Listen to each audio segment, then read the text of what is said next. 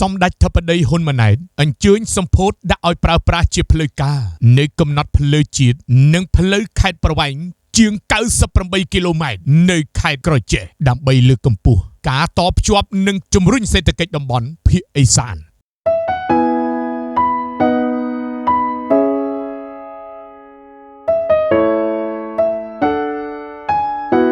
បច្ចុប្បន្ននេះក្រោមលុបដ៏ត្រជាក់នៃសុខសន្តិភាព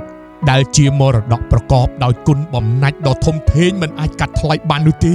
ដែលស្ថាបនាឡើងដោយសម្ដេចអគ្គមហាសេនាធិជោហ៊ុនសែន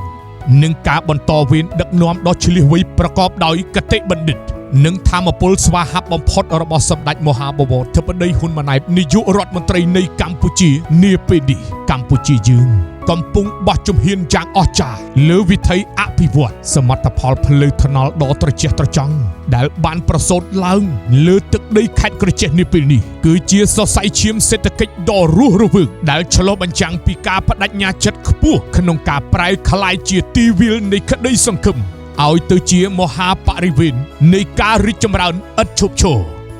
សូមអបអរសាទរដោយស្មោះចំពោះមហាសមិទ្ធផលជាតិថ្មីនេះ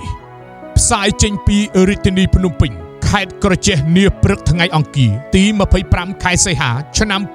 2026នេះសម្ដេចមហាបវរធិបតីហ៊ុនម៉ាណែតនាយករដ្ឋមន្ត្រីនៃព្រះរាជាណាចក្រកម្ពុជាបានអញ្ជើញជាអធិបតេយ្យភាពដ៏ខ្ពង់ខ្ពស់ក្នុងពិធីបើកសម្ពោធឲ្យប្រើប្រាស់ជាផ្លូវការនៅកំណាត់ផ្លូវជាតិលេខ73ផ្លូវលេខ377និងផ្លូវខេត្តលេខ 377Aដែលមានប្រវែងសរុប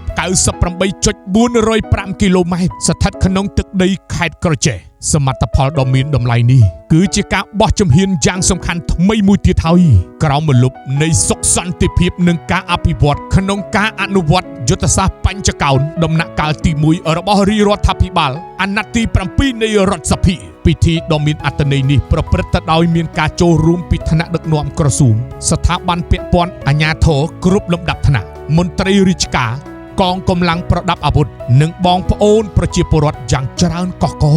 មានប្រសាសន៍ក្នុងឱកាសនោះសម្ដេចមហាបវរធិបតីហ៊ុនម៉ាណែតបានគូសបញ្ជាក់ពីសារៈសំខាន់នៃខ្សែក្រវ៉ាត់ផ្លូវទាំង3ខ្សែនេះដែលត្រូវបានចាត់ទុកជាខ្សែតភ្ជាប់យុទ្ធសាស្ត្រយ៉ាងសកម្មរវាងខេត្តក្រចេះជាមួយបណ្ដាខេត្តភាគឦសាននិងភាគខាងកើតផ្លូវទាំងនេះមិនត្រឹមតែបំពេញតួនាទីជាសរសៃឈាមសេដ្ឋកិច្ចក្នុងការតភ្ជាប់ទៅកាន់តំបន់ទេសចរនិងតំបន់ផលិតកម្មកសិកម្មសំខាន់ៗប៉ុណ្ណោះទេប៉ុន្តែថែមទាំងជួយកាត់បន្ថយពេលវេលានិងថ្លៃដើមនៃការដឹកជញ្ជូនបង្កើនសុវត្ថិភាពនិងភាពងាយស្រួលក្នុងការធ្វើដំណើរជូនប្រជាពលរដ្ឋព្រមទាំងសម្រួលដល់ការដឹកជញ្ជូនកសិផលទៅកាន់ទីផ្សារដោយរលូនផងដែរសមិទ្ធផលដ៏ធំធេងនេះមិនអាចកាត់ផ្ដាច់បានឡើយពីមូលដ្ឋានគ្រឹះដ៏រឹងមាំនៃសុខសន្តិភាពដែលត្រូវបានបន្សល់ទុកនិងកសាងឡើងដោយសម្ដេចអគ្គមហាសេនាធិជោហ៊ុនសែនប្រធានព្រឹទ្ធសភាដែលជាអគ្គមគ្គុទ្ទេសក៍ឯកនិងជាគ្រឹះដ៏រឹងមាំនៃសុខសន្តិភាពសម្រាប់ជាតិមាតុភូមិក្រោមការតម្រង់ទិសដ៏ខ្ជាប់ខ្ជួននេះរាជរដ្ឋាភិបាលអាណត្តិទី7ក្រោមការដឹកនាំដ៏ស្វាហាប់នោះនិងជាពិសេសនោះគឺឆ្លៀសវៃបំផុតហើយនិងប៉ិនប្រសពរបស់សម្ដេចធិបតីហ៊ុនម៉ាណែតបានបន្តបង្កើនការវិនិយោគយ៉ាងសកម្មលើហេដ្ឋារចនាសម្ព័ន្ធរូបវន្តជាពិសេសការអភិវឌ្ឍបណ្ដាញផ្លូវដែលតភ្ជាប់ពីរាជធានីភ្នំពេញទៅកាន់បណ្ដាខេត្តដែលមានសក្តានុពលសេដ្ឋកិច្ចកសិកម្មឧស្សាហកម្មនិងទេសចរណ៍ដែលជាមូលដ្ឋានគ្រឹះមិនអាចខ្វះបាននោះទេសម្រាប់ការពង្រីកសកម្មភាពសេដ្ឋកិច្ចទូទាំងប្រទេសពិធីសម្ពោធដាក់ឲ្យប្រើប្រាស់កំណាត់ផ្លូវជាតិនិងផ្លូវខេត្តនៅខេត្តក្រចេះនាពេលនេះបានបញ្ចប់ទៅក្នុងបរិយាកាសដ៏ល្អផូរផង់អបអរសាទរយ៉ាងក្រៃលែងបំផុតនិងប្រកបដោយក្តីមោទនភាពជាតិខ្ពស់បំផុតសមិទ្ធផលនេះមិនអាចត្រឹមតែជួយលើកកម្ពស់សោភ័ណភាពនិងការអភិវឌ្ឍរដ្ឋបាលដែនដីប៉ុណ្ណោះទេប៉ុន្តែថែមទាំងជាកត្តាលេខករដ៏មានឥទ្ធិពលក្នុងការជំរុញកំណើនសេដ្ឋកិច្ចមូលដ្ឋាន